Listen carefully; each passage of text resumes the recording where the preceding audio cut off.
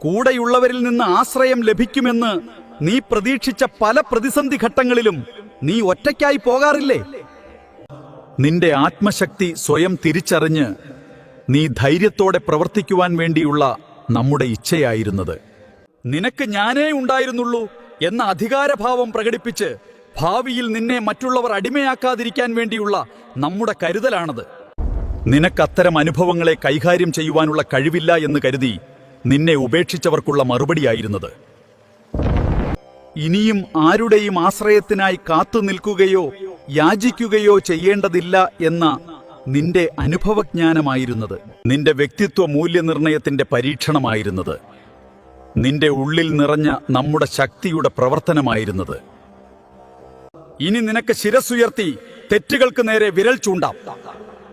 മറ്റുള്ളവർക്ക് അത് അംഗീകരിക്കുകയേ മാർഗമുള്ളൂ. ഭക്തിയോടെ പ്രപഞ്ച